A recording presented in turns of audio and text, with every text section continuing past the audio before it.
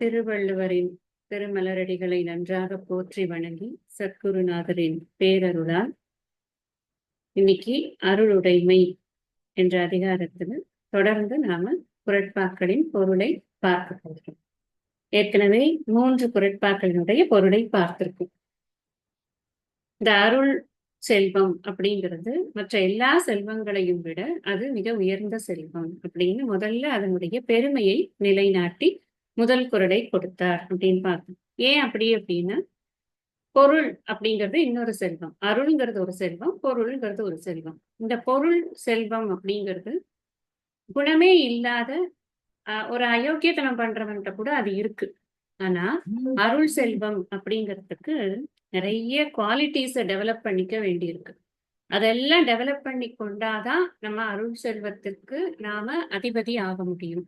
அப்படிங்கிறதுனால இந்த சம்பாதிக்கக்கூடிய பொருட்செல்வத்தை காட்டிலும் உலகியல் விஷயங்களை செய்து சம்பாதிக்கக்கூடிய பொருட்செல்வத்தை காட்டிலும் அருட்செல்வம் என்பது மேன்மையானது அப்படின்னு ஃபர்ஸ்ட் அதை நிர்ணயம் பண்ணியாச்சு. எது வசந்தது இது ரெண்டுல அப்படின்னு. அடுத்தது சொல்றார், அருளை ஆள வேண்டும் நீ. You have to master the art. அது ரொம்ப முக்கியம். கம்பேஷனேட்டா இருக்கிறது அப்படிங்கிறது ஒரு கலை. அது எல்லார்கிட்டையும் எந்த சூழ்நிலையிலையும் எந்த சந்தர்ப்பத்திலையும் அவர்களுடைய இன்னல்களை உணர்ந்து அதற்கு தகுந்த மாதிரி பேசுவதோ செயல்படுவதோ அப்படிங்கிறது எல்லாருக்கும் வாய்க்கக்கூடிய ஒரு விஷயமாக இருக்காது. சில பேர் அன்போட இருப்பாங்க, ஆனா ஆதரவா பேச தெரியாது. சில பேர் ஆதரவா பேசுற மாதிரி ஆரம்பிப்பாங்க, ஆனா அது ஆதரவா அமையாது.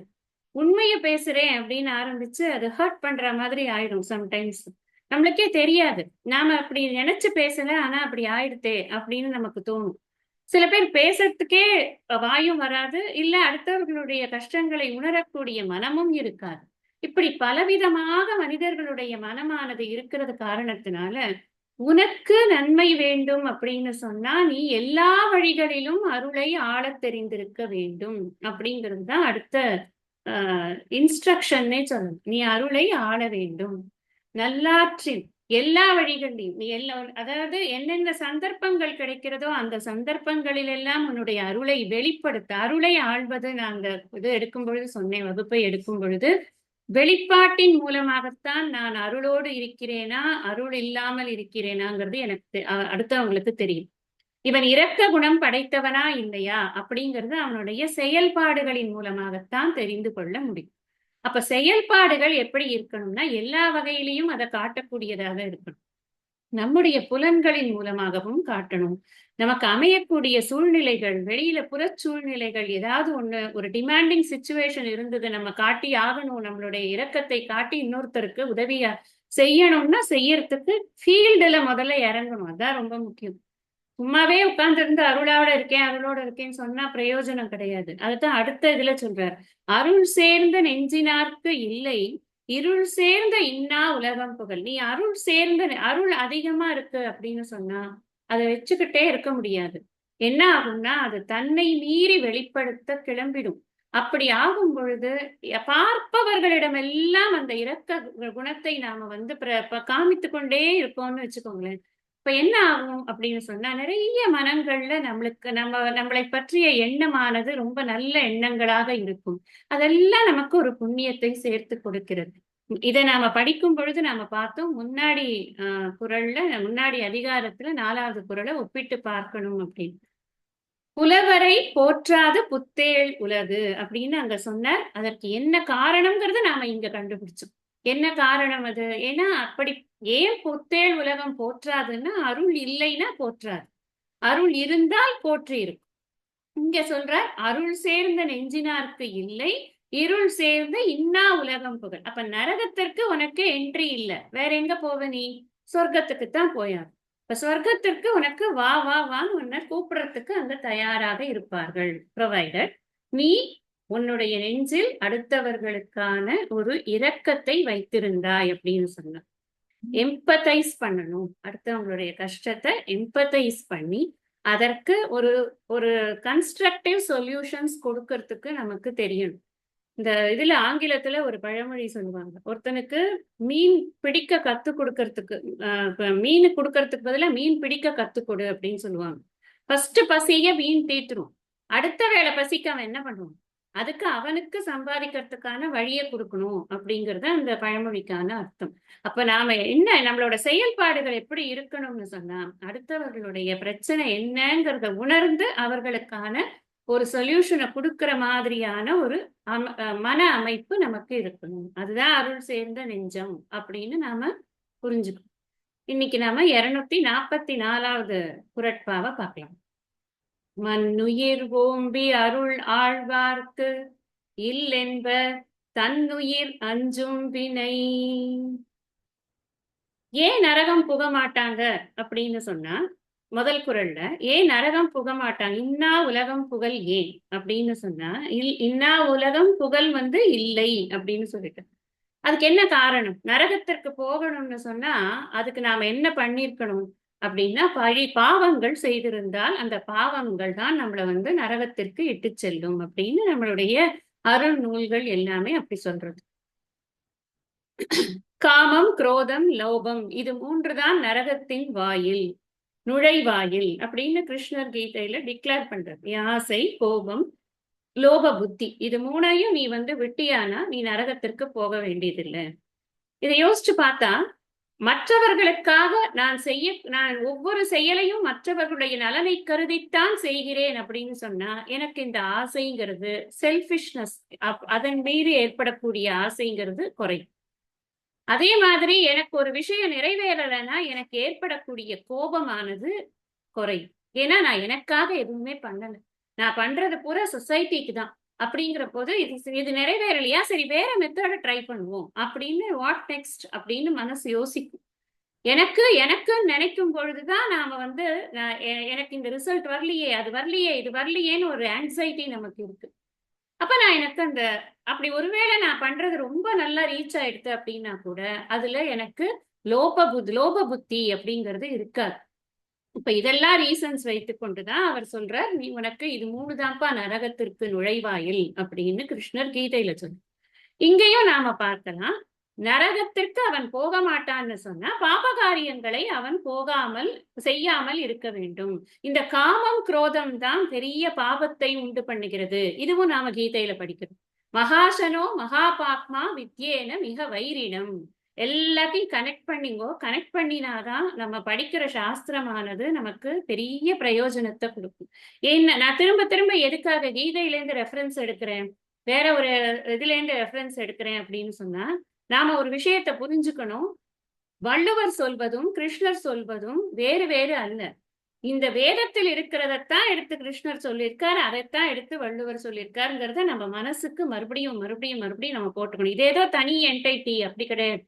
இந்த வேத கருத்துகள் தான் இப்படி நமக்கு கொடுக்கப்பட்டிருக்கின்றனங்கிறத நாம புரிஞ்சுக்கணும். அதுக்காக தான் நமக்கு இதனுடைய ஒரு ஹையர் இதை காமிக்கிறதுக்கு தான் அந்த ரெஃபரன்ஸை யோசிக்க சொல்றேன். அதுவும் நாம இப்ப படிக்கக்கூடிய அந்த சப்ஜெக்டும் நம்ம படிக்கக்கூடிய டாபிக்கும் ரொம்ப ஒத்து போறதுனால நான் சொல்லும் பொழுது உங்களுக்கு டக்குன்னு அது ரிலேட் பண்ணிக்க முடியும். முந்தானேத்தி படிச்சிருக்கோம், அதுக்கு முதல் நாள் படிச்சிருக்கோங்கிறச்சே டக்குன்னு நம்மளுக்கு ஆமா அங்க சொன்னாரே அப்படின்னு நமக்கு தோணும்.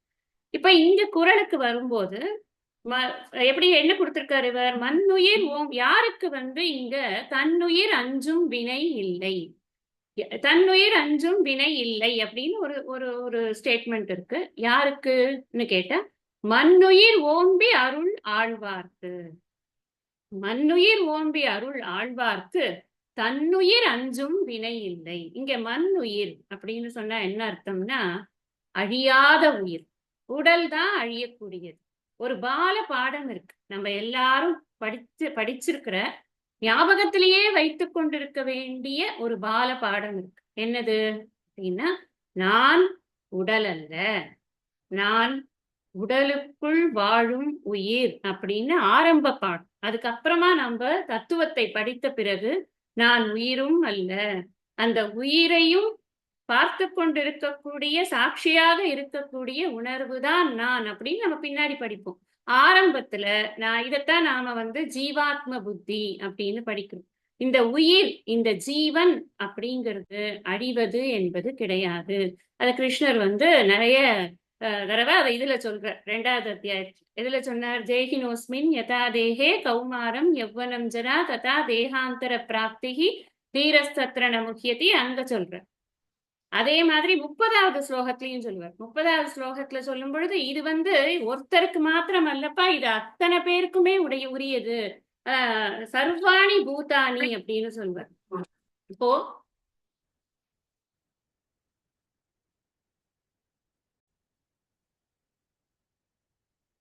ஆக இந்த உயிர் அப்படிங்கிறது அழியக்கூடியது அல்ல. இது தொடர்ந்து அடுத்தடுத்த உடல்களை பெற்று பெற்று இது வேற வேற உடல்களில் இருந்து இருந்து இது பாப புண்ணியங்களை அனுபவித்து அனுபவித்து ஒரு காலத்தில் இது முக்தி அடையக்கூடியது அப்படிங்கறத நம்ம படிக்கிறோம். அதனாலதான் மண்ணுயிர் அப்படின்னு போடும்.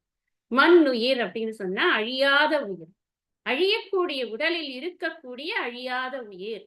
அதை ஓம்பி அருள் ஆழ்வார்க்கு. அதை என்ன ஓம்புறது? ஓம்புவது என்றால் அதை நன்றாக பாதுகாப்பது, அதை நன்றாக வளர்ப்பது. ஓம்புதல் அப்படின்னு சொன்னா எதுக்காக இந்த உயிரை வளர்க்கிறது? எப்படி வளர்க்கிறது அப்படின்னா, அறத்தினூங்கு ஆக்கம் எவனோ உயிர்க்கு அரண் வலியுறுத்துறது. அறத்தை காட்டிலும் உயிருக்கு ஆக்கம் தருவது எது அப்பா அப்படின்னு அங்க கேட்டார்.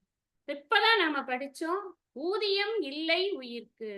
எதை செய்தால் இந்த உயிருக்கு ஊதியம் கிடைக்குமோ, ஊதியம்ங்கிறது அந்த உயிரை வாழ வைக்கக்கூடியதுங்கிறத புரிஞ்சுக்கணும். அடுத்தடுத்து இந்த புண்ணியங்கள் சேர்ந்தால்தான் நல்ல உடல் கிடைக்கும். இல்லைன்னா ஏதாவது ஒரு இதை விட கீழான உடல் கிடைத்தால் நம்மளால புண்ணியங்கள் செய்ய முடியாது. இருக்கிற புண்ணியத்தையோ பாவத்தையோ அனுபவிச்சுட்டு போக ஜென்மா தான் கிடைக்கும். அப்ப இந்த ஓம்புகுதல் அப்படின்னு சொன்னா இந்த உயிருக்கு தேவையான நன்மைகளை எல்லாம், அதாவது இந்த உயிர் அடுத்தடுத்த உடல்கள் எடுக்கும் பொழுது நல்ல நல்ல உடல்களை எடுத்து நல்ல நல்ல இடங்கள்ல பிறந்து அது நல்ல தெளிவான ஒரு அறிவை பெறுவதற்கான சூழ்நிலையை அந்த உயிர் அடைய வேண்டும் அப்படிங்கிற ஒரு அறிவோட இந்த உயிருக்கு தேவையானவற்றை செய்யக்கூடிய, இந்த உயிருக்கு தேவையானதை செய்யறதுங்கிறது என்னன்னா புண்ணியங்களை நன்றாக சம்பாதிக்கிறது தான். இந்த புண்ணியம்ங்கிறது எப்ப வரும் எனக்கு அப்படின்னு சொன்னா, நான் அடுத்தவர்களுக்கு என்னுடைய சேவைகளை செய்யும் பொழுதுதான் எனக்கு புண்ணியம் என்பது கிடைக்கிறது. நிஷ்காம கர்மம் பண்ணும் பொழுது எனக்கு மன தூய்மை ஆகிறது, புண்ணியமும் சேருது. அப்ப என்னாருது, அந்த மாதிரி செய்யக்கூடிய அருள் ஆள்பவர்களுக்கு எது கிடையாது இல்லென்ப. எது இல்லை அப்படின்னா, தன் உயிர் அஞ்சும் வினை. இந்த உயிர் அதுவும் அங்கேயும் தன் உயிர் அப்படிங்கிறது இந்த ஜீவாத்மாவைத்தான் குறிக்கிறது, இந்த உயிரைத்தான் குறிக்கிறது. அஞ்சுதல் எதற்கு? அஞ்சுவதுங்கிறது என்ன அப்படின்னா, எதுக்கு அஞ்சுவோம்? நம்ம துன்பம் வந்தால்தான் அஞ்சும். உன்னை உதப்பேன் அப்படின்னு சொன்னா அந்த வார்த்தையினால நமக்கு அஞ்சுதல் கிடையாது. அந்த வார்த்தை நமக்கு அச்சத்தை கொடுக்கறது இல்ல. அந்த வார்த்தைக்கு பின்னாடி அந்த செயலினால் ஏற்படும் துன்பத்தை நினைத்து பார்த்து அஞ்சுதல். யோசிச்சு பாருங்க. நான் உதப்பேன்னு சொன்ன உடனே பயம் வந்துருமா என்ன? வராது. ஒரு சின்ன குழந்தைகிட்ட போய் ஒரு அடி கொடுக்குறேன் பாரு அப்படின்னு சொன்னா அது இன்னும் அடியை வாங்கவே இல்லை. கண்ணுல டக்குன்னு தண்ணி வருது. ஏன் வருது? அடியே வாங்கவே இல்லை. அதுக்குள்ள அதுக்கு கண்ணுல தண்ணி பெபெபெபெங்கிறது. என்ன காரணம்? ஏற்கனவே வாங்கின அடி அதுக்கு சுளீர்னு இருந்திருக்கும். அந்த ஒரு வலி அது ரிகலெக்ட் பண்ணி அந்த மைண்ட் சொல்லும், ஏய் இந்த வார்த்தை உனக்கு துன்பத்தை கொண்டு வரக்கூடிய வார்த்தை, அப்ப உனக்கு துன்பம் வரப்போறது அப்படின்னு அஞ்சுறது. உடனே நாம எதுக்கு அஞ்சுறோம் அப்படின்னு சொன்னா, துன்பம் வரும் அப்படிங்கிறதுக்கு தான் நமக்கு அஞ்சுது. அதனாலதான் சொன்னார், அஞ்சுவது அஞ்சாமை பேதைமை. பழி பாவம் செய்யறதுக்கு அஞ்சாமல் இருந்தியானா நீ பேதைமையில இருக்கன்னு அர்த்தமப்பா. நீ தப்பு பண்ற. அஞ்சுவது அஞ்சல் அறிவார் தொழில். பழி பாவத்திற்கு அஞ்ச வேண்டும். அஞ்சுவதுதான் அறிவுடையவன் செய்யப்பான். இவன் ரொம்ப பெரிய படிச்சிருக்கான், ஆனா பயப்படுறான் பாரு. இந்த இந்த இந்த பில்டிங்க்கு தீய வைனா பயப்படுறான் அப்படின்னா சிரிப்பா இல்லாது. தீய வச்சா நமக்கு பாவம் வரும் அவனுக்கு தெரியும். அதனாலதானே அவன் பயப்படுறான். எதுக்கு பயப்படணுமோ அதுக்கு பயப்படணும், எதுக்கு பயப்படவே வேண்டாமோ அதுக்கு பயப்படவே வேண்டாம் அப்படிங்கிறத வள்ளுவரே நமக்கு பின்னாடி சொல்லிதான் கொடுக்க போறார். அதனால இந்த அஞ்சுவது அப்படிங்கிறது என்னன்னு சொன்னா, எனக்கு துன்பம் வருமே அப்படின்னு. என்ன துன்பம் வரும்? நம்ம வாழும் காலத்தில் நமக்கு ஏற்படக்கூடிய துன்பம் ஒரு பக்கம். வாழ்ந்த பிறகு முன்னாடி குறள்ல சொல்லியிருக்கார், இருள் சேர்ந்த இன்னா உலகம் புகழ். அந்த நரகம் என்பது மிகப்பெரிய துன்பம். அந்த துன்பத்தை யார் அனுபவிப்பா? அந்த துன்பத்தை இந்த உயிர் அனுபவிக்கும். ஏனென்றால் இந்த உடல் போக போறதா? நரகத்திற்கு இதே உடல்ல போக போறோமா? கிடையவே கிடையாது. இந்த 6 அடி 5 அங்குலம் 5 அடி 6 அங்குலம் எல்லாம் அங்க போறது. அந்த உயிர் தான் போறது. இந்த உயிர் தான் போய் எல்லாத்தையும் அனுபவிக்கிறது. அப்ப இந்த உயிருக்கு துன்பத்தை விளைவிக்கக்கூடிய இடமான நரகம் அப்படிங்கிறது போன குறள்ல நம்ம பார்த்துட்டோம். இங்க இந்த அருளை ஆள்பவர்களுக்கு தன்னுடைய உயிருக்கு எது தேவை என்று தெரிந்து அந்த அருளை ஆள்பவர்களுக்கு அந்த உயிருக்கு ஒரு ஹானியை உண்டாக்கக்கூடிய துன்பத்தை உண்டாக்கக்கூடிய அந்த அச்சம் நரகம் என்ற இடத்திற்கான ஒரு அச்சம் என்பது அந்த மாதிரியான அருள் ஆள்பவர்களுக்கு கிடையாது அப்படிங்கிறத சொல்லு. இந்த அளவே நம்ம என்ன புரிஞ்சுக்கணும்னா, உனக்கு நீ உயிருக்கு அச்சம் வரக்கூடாதுன்னா உயிருக்கு நன்மையை நீ தேடிக்கொள். சில பேர் நன்மை செய்யக்கூடிய அந்த முகாந்திரத்தில் கூட தவறுகள் செய்வதற்கு வாய்ப்பு உண்டு. அருளை அதிகமாக பெருக்கிக் கொள்ளும் பொழுது அது முற்படும் பொழுது எல்லா வேலைகள்லயுமே தவறு இருக்கும், தவறு ஏற்படும். என்ன கிருஷ்ணரே கடைசி அத்தியாயத்துல சொல்லுவார், எந்த ஒரு தொழிலுமே குறை உள்ளதுதான், குறை இல்லாத ஒரு தொழில்னு ஒண்ணு கிடையாது. நீ உன்னுடைய தொழிலை மட்டம் என்று நினைத்து இன்னொருவனுடைய தொழிலை நல்ல தொழில் என்று எடுத்து வைத்து செய்யணும்னு நினைக்காத. எல்லா தொழில்களிலும் குறைகள் என்பது உள்ளது. அந்த குறைகளை நீ பொருட்படுத்தாமல் உன் தொழிலை நீ செய்து கொண்டிருக்க வேண்டும் அப்படின்னு பரதர்மோ பயாவகங்கிறத அங்க இன்னும் நல்லாவே எக்ஸ்பிளைன் பண்ணுவார். இங்க நாம 3வது அத்தியாயத்துல படிக்கிறத அங்க இன்னும் கொஞ்சம் விவரமா பார்ப்போம். இதை நான் கீத வகுப்புலயும் சொன்னேன். அதனால தவறுகள் அப்படிங்கிறது ஏற்படக்கூடிய வாய்ப்பு உண்டு. உண்மையிலேயே தவறு ஏன் ஏற்படுறது அப்படின்னு சொன்னா அறியாமையின் காரணமாக தவறு ஏற்படுகிறது. எனக்கு எனக்கு எனக்கு அறியாமை அப்படின்னு சொன்னா எதை முக்கியமான அறியாமை என்ன அப்படின்னா, இதை இப்படி செய்தா தவறு, அதனால நமக்கு பழி ஏற்படும், பாவம் ஏற்படும், அது நமக்கு துன்பத்தை தருங்கிற அறியாமை. அந்த விஷயத்துல இருக்கக்கூடிய அறியாமை, அந்த தர்ம விஷயத்துல இருக்கக்கூடிய அறியாமை. அது இல்லாததுன ஒருத்தனுமே நீங்க ஒருத்தன் பொய் சொல்றானாலோ, ஒருத்தன் திருடுறானாலோ, ஒருத்தன் அடுத்தவனை ஏச்சு பேசுறானாலோ, பொறாமப்படுறானாலோ, அவன் என்ன இல்ல அவன்கிட்ட அறிவு இருக்கு. அறிவு இல்லைன்னா அந்த இடத்துல அறியாமை இருக்குன்னு அர்த்தம். அந்த அறியாமையினால அவன் தவறு செய்கிறான். சுவாமிஜி ஒரு விஷயம் சொல்றார், இந்த மாதிரி அருளை பெருக்கி கொண்டு நாம் நம்முடைய மனதை பண்படுத்தி கொண்டு சேவையில் ஈடுபட்டு கொண்டே இருந்தோம் அப்படின்னு சொன்னா தெரியாமல் செய்யக்கூடிய அந்த தவறினால் ஏற்படக்கூடிய பாவங்கள் கூட நாம் நல்ல மனதோடு செய்யக்கூடிய சேவையின் காரணமாக அந்த பாவங்கள் எல்லாம் நமக்கு குறையத்தான் குறையும். அப்ப நம்ம என்ன பெருக்கிக்கணும் அப்படின்னு சொன்னா, ஊனை உருக்கி உள்ளொளி பெருக்கி அப்படின்னு சொல்லியிருக்காரு இல்லையா? அதனால இந்த உடம்ப நாம தேய வச்சாவது எப்படியாவது உள்ளொளியை பெருக்கணும். நம்மளுடைய உயிருக்கு உரம் சேர்க்க வேண்டும். அப்ப இந்த சேவை பண்ண என்ன ஆகும்னா மனம் பண்படும். சம்டைம்ஸ் என்ன ஆகும், இப்பதானே நான் திருக்குறளே படிக்க வந்தேன், இதுக்கு முன்னாடி நான் இதெல்லாம் பண்ணேன், நான் செஞ்சது இந்த தப்பெல்லாம் எனக்கு ஞாபகம் வருது, எனக்கு ஏதோ ஹாண்ட் பண்ணிட்டே இருக்கு, எப்ப பார்த்தாலும் நாம அதை ஏன் பண்ணினோம், இப்ப நாம இப்படி படிச்சிருக்கோமே, இப்ப அன்னைக்கு அப்படி பண்ணது தப்பாச்சே அப்படின்னு எல்லாம் எனக்கு தோன்றது அப்படின்னு நமக்கு தோணும். ஏன்னா தர்மத்துக்கு நாம இன்ட்ரடியூஸ் ஆகும் பொழுது ஏதோ ஒரு பீரியட் ஆஃப் டைம்ல இருந்து தான் இன்ட்ரடியூஸ் ஆகும். அதுக்கு முன்னாடி என்ன ஆகுது, கொஞ்சம் அங்க இங்க ஒரு அட்ஜஸ்ட்மெண்ட்ஸ்ல தான் வாழ்ந்திருப்போம். அது முன்னாடி செய்த தவறுகளுக்கு மனம் இப்போ வருத்தப்படும். ஆனா இந்த சேவை பண்ண என்ன ஆகும்னா, மற்றவர்களுடைய துன்பத்தை போக்க வேண்டும் என்ற எண்ணத்தோடு காரியங்கள் பண்ணும் பொழுது என்ன ஆகும்னா மனசு நல்லா பக்குவப்படும். மனசு பக்குவப்பட என்ன ஆகும் அப்படின்னா, இந்த பாபத்தை செய்தது அப்படிங்கிறதுக்கான ஒரு கில்ட் ஃபீலிங் எல்லாம் நம்ம கிட்டேந்து குறையும். அது தானா ஏற்படும். இது இயற்கை தான். நான் என்னுடைய சுபாவத்தினால முன்னாடி இந்த தப்பை பண்ணிட்டேன், இப்ப நான் புரிஞ்சுக்கிட்டேன், அதனால நான் இனிமே இந்த தப்பை பண்ண மாட்டேன்னு நம்முடைய மனமானது பக்குவப்படும். அதனாலதான் சொல்றார், அது மண்ணுயிர் ஓம்புதல் ஆகும். அந்த உயிருக்கு உரம் சேர்ப்பது ஆகும், உயிருக்கு நல்லவற்றை சேர்ப்பது ஆகும். இன்னொரு விஷயம் என்னன்னா, இப்படி பக்குவம் ஆக என்ன ஆகும், இதெல்லாம் இந்த உலகத்தில் நாம் பார்க்கக்கூடிய அனைத்து விஷயங்களும் நிலையற்றவைங்கிறது நமக்கு நல்லா புரியும்.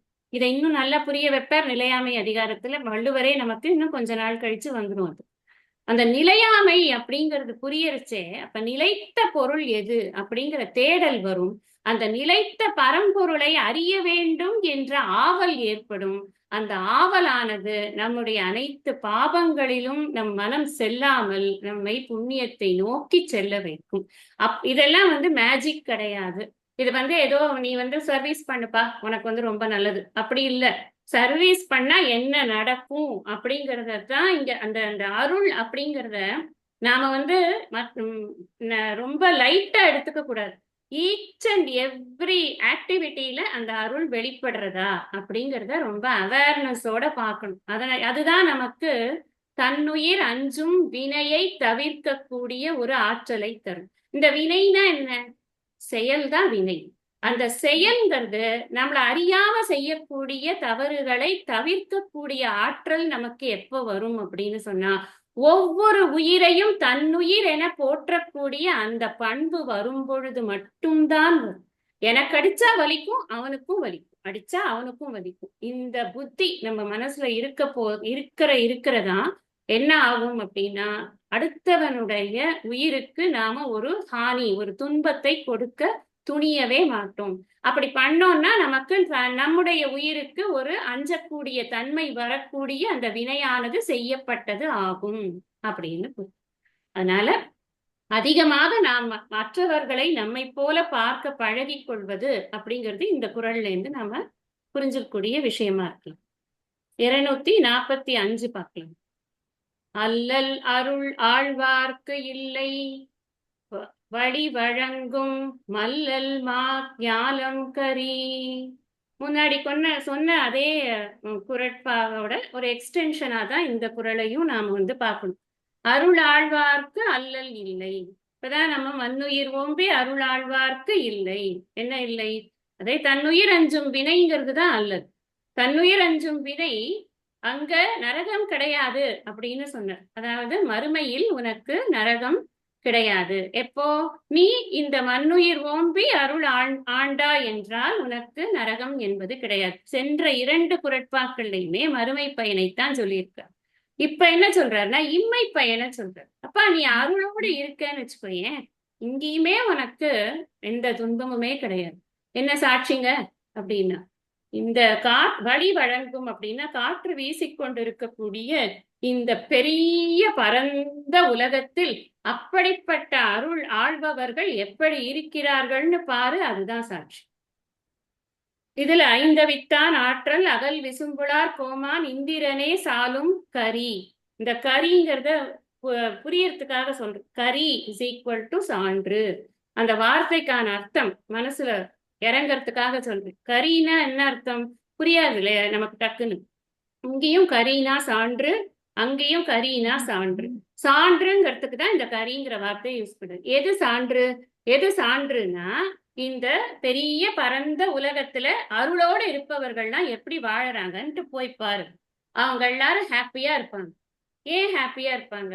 இப்ப ஒரே ஒரு பேசிக் ரீசன் என்ன? அவர்கள் கெட்ட காரியங்களை செய்யறது, நல்ல காரியங்களை செய்கிறார். நல்ல காரியங்களை செய்யும் பொழுது மனசு நிச்சயமாக தூய்மையாக இருக்கும், பக்குவப்பட்டிருக்கும். அதனால் அவர்கள் சந்தோஷமாக இருக்கிறார்கள். அவர்கள் இருக்கும் இடம் சந்தோஷமா இருக்கும். இப்ப சில பேர் நம்ம வீட்டுக்கு வந்தாலோ, சில வீடுகளுக்கு நாம போனாலோ நம்மளுக்கு வந்து ஒரு அமைதி கிடைக்கும். என்ன காரணம்?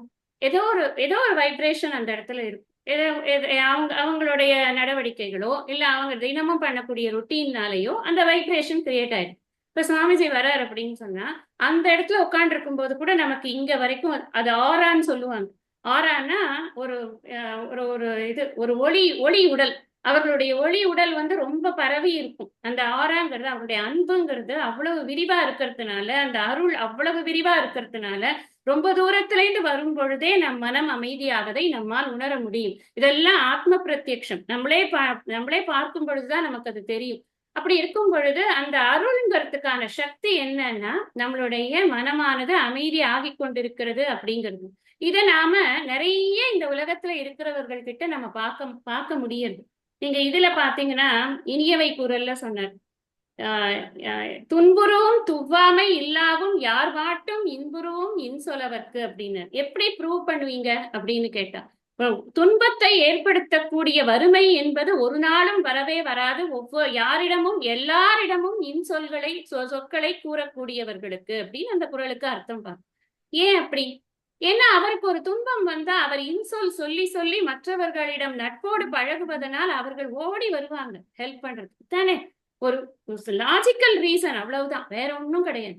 நான் என்ன சொத்தா சொத்தா கொடுத்து அவங்கள வந்து நான் வந்து மயக்கி வச்சிருக்கோம் இல்ல. ஜஸ்ட் ஒரு ஸ்மைல், ஜஸ்ட் ஒரு நல்லா இருக்கீங்களா, எப்படி இருக்கீங்க, சௌக்கியமா, இந்த ஒரு வார்த்தைகள் இருக்கு இல்லையா, அது நமக்கு மனிதர்களை கொண்டு வந்து சேர்க்கிறது. அங்க பார்த்தோம் நம்ம அன்புடையார் எல்லாம் உடையார் அப்படின்னு பார்த்தோம். அப்போ என்ன அர்த்தம் இருக்கு, ஒரு இல்லறத்தில் இருக்க இதெல்லாம் பண்பு, இந்த இல்லறத்தில் இவன் பழகி கொண்டிருக்க வேண்டிய பண்பு. அதனாலதான் சொன்னேன், இது எல்லாத்தையும் ஒழுங்கா பண்ணியிருந்தான்னா இவன் இந்த உலகியல் இன்பங்கள் எனக்கு வேண்டாம் அப்படின்னு அகத்துறவு பூண்டு அவன் இறைவனை நோக்கி செல்லக்கூடிய அந்த பயணத்தை கால் வைக்கிறச்சே அவனுக்கு எந்த ஒரு துன்பமும் ஏற்பட. அல்லல்ங்கிறது பல வகையான அல்லல்கள் உள்ளது. வயிற்றுக்கு சாப்பாடு கிடைக்காம இருக்கலாம், படுக்கிறதுக்கு இடம் கிடைக்காம இருக்கலாம், இல்ல வெளியூர்ல போனா ஒரு நல்ல இது தங்கறதுக்கு இடம் கிடைக்காம, இது மாதிரி நிறைய விதமான துன்பங்கள் நமக்கு. துன்பம்னு எடுத்தா பல விதமான துன்பங்கள் லிஸ்ட்ல போடலாம். பேசிக்கா ஃபர்ஸ்ட் உணவு, உடை, உறைவிடம், அதுக்காக 3 எக்ஸாம்பிள் சொல்றேன், அவ்வளவுதான். ஆனா துன்பம்னு ஆரம்பிச்சா எத்தனையோ துன்பங்கள் இருக்கும். ஆனா யாருக்கு துன்பம்ங்கிறது கிடையாது அப்படின்னா, நீ அருளோடு இருந்தா என்று சொன்னார். மற்றவனுக்கு நீ இரக்கப்பட்டு ஏதோ ஒரு ஹெல்ப் யாருக்காவது பண்ணியிருக்கோம்னு வச்சுக்கோங்களேன், டெஃபினட்டா இந்த அதே ஆளே வந்து நமக்கு அந்த ஹெல்ப்பை ரிட்டர்ன் பண்ணிட்டு போகணும்னு அவசியம் இல்லை. இந்த கை கொடுத்ததுக்கு இந்த கை வாங்கிக்கும், ஒரு ப்ராப்ளமும் இல்லை. அதுக்கேத்த மாதிரிதான் இந்த செட்டப்பே பகவான் வச்சிருக்க. நாம ஒருத்தரிடம் நாம் துன்பத்தை அனுபவிக்கிறோம், வேறொருவரிடம் இன்பத்தை அனுபவிக்கிறோம். நாம் இன்பத்தை அனுபவிப்பவரும் ஏற்கனவே நாம தொடர்பு கொண்டவர் தான், துன்பத்தை அனுபவிப்பவரும் ஏற்கனவே நாம் தொடர்பு கொண்டவர் தான். என்னுடைய முன்னாடி செய்த வினையின் காரணமாக ஒருவர் எனக்கு இன்பத்தை கொண்டு வருகிறார், இன்னொருவர் எனக்கு துன்பத்தை கொண்டு வருகிறார். இப்ப நான் எப்பொழுதுமே என் மனதில் இரக்க குணத்தோடு பார்ப்பவருக்கெல்லாம் என்னுடைய அருளை நான் கொடுத்து கொண்டே இருக்கிறேன் அப்படின்னு சொன்னா, என்னை சுற்றி இருக்கக்கூடிய மக்கள் எனக்கு ஏதாவது ஒரு ரூபத்தில் எப்படியாவது ஒரு உதவியை கொண்டு வந்து சேர்ப்பார்கள். எனக்கு ஏற்படக்கூடிய அல்லல்கள் எனக்கு உணர்றதுக்கு முன்னாடியே அது தீர்க்கப்படும். இதெல்லாம் மேஜிக்கும் திருப்பி திருப்பி என்ன சொல்றேன்னா, இதெல்லாம் மேஜிக் கிடையாது. நீங்க யோசிச்சு பாருங்க. எல்லாருக்கும் வாழ்க்கையில இந்த மாதிரி விஷயங்கள்லாம் நடந்திருக்கும். திடீர்னு நிக்கிறேங்க, எனக்கு ஒண்ணுமே என்ன பண்றதுன்னே தெரியல, அப்ப பார்த்து வராங்க, ஒரு போன் வந்தது, இல்ல அவங்க வராங்க, எனக்கு அவ்வளவு நிம்மதியா இருந்தது, எனக்கு ஹெல்ப் பண்ணாங்க, எனக்கு பிரச்சனை சால்வ் ஆச்சு. எப்படிங்க திடீர்னு சால்வ் ஆகும்? மேஜிக்கா? கடவுள் மேல இருந்து ஏதாவது லிப்ட்ல இறக்கி விடுறாங்களா யாரையாவது? அதெல்லாம் கிடையாது. என் வினைதான் கூட்டிட்டு வருது. நான் முன்னாடி போட்டு வச்சிருக்கேன், நான் முன்னாடி சேர்த்து வச்சிருக்கேன், நல்ல புண்ணியங்களை சேர்த்து வச்சிருக்கேன், அது போய் எனக்கு நல்லவை நடப்பதற்கு எனக்கு சேர்த்துன்னு வருது. நமக்கு தோணும், நான் சில சமயம் ரொம்ப துன்பத்துல இருப்போமே அப்போ அப்படின்னு. வினை பத்தல, துன்பத்துல இருக்கும் பொழுது அதை நீக்கும் அளவுக்கு அந்த புண்ணியம் பத்தல. அப்ப அனுபவிச்சு அந்த துன்பத்தை தீர்க்கத்தான் வேண்டும். சில துன்பங்கள் அனுபவித்துத்தான் தீர்க்க வேண்டும் இருந்தா அனுபவித்துத்தான் தீர்க்க வேண்டும். இங்க என்ன சொல்றார், யார் ஒருத்தர் அருளோடு இருக்கிறாரோ அவருக்கு அல்லல் என்பது கிடையாது. அந்த அல்லல்ங்கிறத நாம புரிஞ்சுக்கணும். இவருக்கு இருக்கக்கூடிய அல்லல் வந்து 10 கோடி ரூபாய்க்கு பிளாட் வாங்கிட்டேன், 2 கோடி பாக்கி கொடுக்க வேண்டியிருக்கு, அதுக்கு யாராவது காசு கொடுப்பீங்களான்ற அந்த அல்லல் கிடையாது இவருக்கு. ஏன்னா இவர் புகழ் அதிகாரத்துக்கு அப்புறம் வந்திருக்கும். புகழ் அதிகாரத்தை, புகழை எப்படி பெறுகிறார் இவர்? ஈதல் இசைப்பட வாழ்தல் மூலமாக பெறுகிறார். தனக்கு இருந்தவற்றை எல்லாம் இந்த சமுதாயத்திற்கும் வறியோர்க்கெல்லாம் ஈர்ந்து விட்டு அதன் பிறகு தன்னுடைய உயிருக்கு உரம் சேர்ப்பதற்காக இந்த உலக வாழ்க்கையில் தன்னுடைய புருஷார்த்தத்துக்காக அவர் இந்த வாழ்க்கையை மேற்கொள்கிறார். அந்த சமயத்துல இவர் செய்திருக்கக்கூடிய எண்ணற்ற புண்ணியங்கள் இவருக்கு அடிப்படை தேவைகளுக்கான அல்லல்கள் இவருக்கு இல்லாமல் செய்யும் அப்படின்னு புரிஞ்சுக்கணும். அப்ப நாம இல்ல எனக்கு அந்த பிளாட்டை வாங்குறதுக்கு ஹெல்ப் பண்ணல, அப்புறம் என்னங்க நான் எத்தனையோ பேருக்கு உதவி செஞ்சேன். அப்ப எத்தனையோ பேருக்கு உதவி செஞ்சேங்கிற அந்த எண்ணம் இருக்கிற வரைக்கும், நான் செஞ்சேன்ற எண்ணம் இருக்கிற வரைக்கும் நான் எதை விட்டேன்? எதையுமே விடலையே. நான்கிற எண்ணத்தை விடாத வரைக்கும் நமக்கு அடுத்த உதவிங்கிறத எதிர்பார்க்கறதுங்கிறது முடியவே முடியாது. அதனால இந்த இடத்துல நாம புரிஞ்சுக்க வேண்டியது என்னன்னா, அருளாளர்கள்னு யாரை நம்ம டேர்ம் பண்றோம்னா, தனக்கென்று வாழாமல் பிறர்க்கென்று வாழக்கூடியவர்களைத்தான் அருளை உடைமையாக உள்ளவர்கள்னு புரிஞ்சுக்கணும். அப்படி புரிந்து கொண்டால் அது நல்லது. அடுத்தது பாரு. அதே மாதிரி இன்னொரு ஒரு விஷயம் என்னன்னா, இவர்களுடைய குணங்களை பார்க்கணும். இப்ப நாம சொன்னோம் இந்த 2-3 அதிகாரம் பின்னாடி இருக்கிற 2-3 அதிகாரங்கள்ல இவர்கள் என்னென்னலாம் பண்ணிவிட்டு இந்த அருள் உடைமைங்கிற ஒரு ஸ்டேஜுக்கு வராங்க அப்படிங்கிறத நாம சிந்தித்து கொண்டு வருகிறோம். அதெல்லாம் செய்யும் பொழுது இவர்களுக்கு இந்த வேற்றுமை உணர்ச்சிங்கிறதெல்லாம் போகும். கிருஷ்ணர் சொல்ற வித்யா வினய சம்பன்னே பிராமணே கவிஹஸ்தினி சுனீச்சைவ ஸ்வபாகேச்ச பண்டிதக சமதர்ஷினக அப்படின்னு. யார் ஒருத்தன் நிலைத்ததை பற்றிய அறிவை பெற்றிருக்கிறானோ அவனுக்கு எந்த ஒரு வேற்றுமையுமே இருக்காது. எல்லாவற்றிலும் சமத்தை பார்க்கக்கூடிய ஒரு புத்தி அவனுக்கு இருக்கும். இங்க நிலையாமையை உணர்கிறான். இந்த இந்த அருளை ஆள்பவன் இருக்கிறானே, இன்னும் மெய்யறிவை பெறவில்லை. ஆனால் முதல்ல ஃபர்ஸ்ட் ஸ்டெப் என்ன? மெய்யறிவை பெறுவதற்கு முன்னாடி ஃபர்ஸ்ட் ஸ்டெப் என்ன? நித்தியம் எது அனித்தியம் எதுங்கிறத பிரிச்சு பார்க்கறதுக்கான ஒரு அறிவை அவன் பெறுகிறான். அதற்கப்புறம்தான், அதனாலதான் அவனால நிலைத்த பொருளின் மீது நாட்டத்தை வைக்கிறது காரணத்தினாலதான், நிலையற்ற பொருட்களின் மீது ஆசையை அவன் விடுவதன் காரணத்தினாலதான் மற்றவர்களுக்கு அவனால் தன்னுடைய அருளை கொடுக்க முடிகிறதுங்கிறத புரிஞ்சுக்கணும். இதே விஷயத்த கிருஷ்ணரும் சொல்றார், அத்வேஷ்டா சர்வபூதானாம் மைத்ர கருணை ஏவச்ச நிர்மமோ நிரகங்கார சம துக்க சுகக்ஷமி அப்படின்னு. நம்ம இதே ஸ்லோகத்தை பொறையுடைமையிலையும் படிச்சிருக்கோம். க்ஷமா அப்படிங்கிறது ஒரு பெரிய இது. யார்கிட்டையுமே துவேஷம் கிடையாது, யார்கிட்டையுமே ஒட்டுதல்ங்கிறதும் கிடையாது. எஸ் சர்வத்ரான் அபிஸ்நேக தத்தத் பிராபிய சுபாசுபம் நாபிநந்ததி நத்வேஷ்டி சதஸ்ய பிரக்ஞா பிரதிஷ்டிதா சித பிரக்ஞ லட்சணத்துல பார்த்தோம். இப்ப இந்த மாதிரி குணங்கள் எல்லாம் இவனுக்கு இருக்கிற காரணத்தினாலதான் இவன் எந்த ஒரு ஒரு துன்பம் வந்தாலும் சரி, துன்பம் அவனை தீண்டாது. என்னவா இருந்தாலும் அவன் மனம் துன்பத்தினால் துவளாது, அது வேற விஷயம். ஆனா அந்த துன்பம் என்பது அவனை தீண்டும் முன் அவனுக்கு ஒரு உதவியானது போயிடுச்சு. அதனாலதான் சொல்றார், அல்லல் அருள் ஆழ்வார்க்கு இல்லை. இந்த உலகத்துல அருளோடு இருக்கக்கூடியவர்கள் எல்லாரையும் போய் பாரப்பா, அவங்கெல்லாம் எப்படி இருப்பாங்கிறதுக்கு தான் கிருஷ்ணர் சொல்லக்கூடிய இந்த அடையாளம். யாரையும் வெறுக்க மாட்டார். எல்லார்கிட்டையும் சர்வ பூதானாம் மைத்ரகன்னா ஒரு ஃப்ரெண்ட்லினஸ். ஒரு நாயை பார்த்தாலும் ஒரு ஃப்ரெண்ட்லினஸ், ஒரு பூனையை பார்த்தாலும் ஒரு ஃப்ரெண்ட்லினஸ், எல்லார்கிட்டையும் ஒரு ஃப்ரெண்ட்லினஸ். அந்த ஒரு ஃப்ரெண்ட்லினஸ் இருக்க என்ன ஆகும் அப்படின்னா, ஒரு ஃப்ரெண்டுனா என்ன, அவனுக்கு என்ன துன்பம் வந்தால் உடுக்கை இழந்தவன் கை போல் அங்கே இடுக்கன் களைவது நட்பு அப்படின்னு பார்த்தோம்.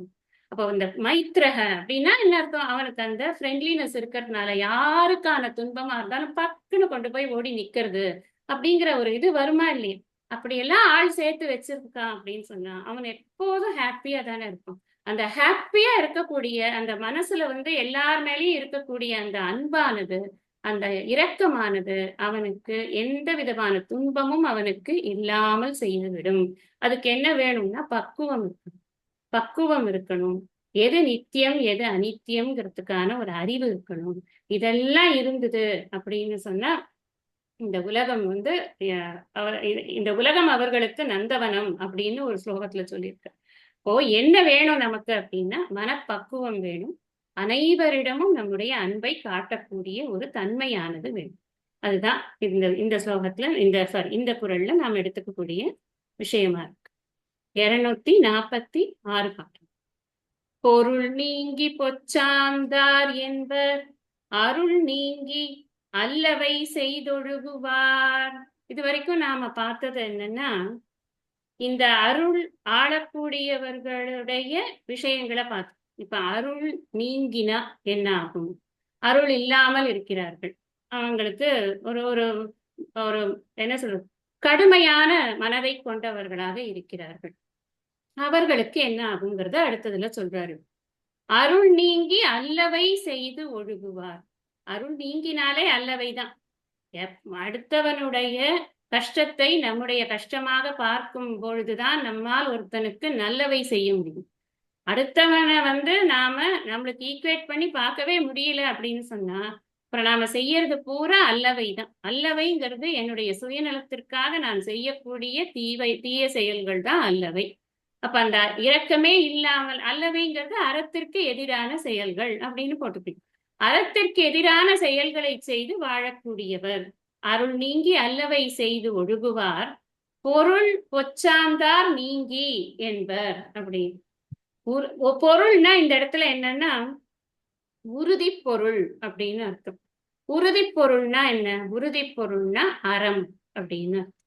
அறம் தான் நமக்கு உறுதி சிறப்பு ஈனும் செல்வமும் ஈனும் அறத்தினூங்கு ஆக்கம் எவனோ உயிர்க்கு. மறக்கவே கூடாத பொருள். அதை தவிர அறத்தை விட எதப்பா உயிருக்கு ஆக்கத்தை தரும்? ஆரம்பத்திலேயே சொன்னேன். அதை தவிர எது அவனுக்கு ஆக்கத்தை தர முடியும்? அப்போ உறுதி பொருள் அப்படிங்கிறது தர்மசாஸ்திரம் படித்துக் கொண்டிருக்கிறோம். உறுதி பொருள்ங்கிறது அறம்ங்கிறது புரியாம நம்மளால மோட்ச சாஸ்திரத்தை படிக்கவே முடியாது.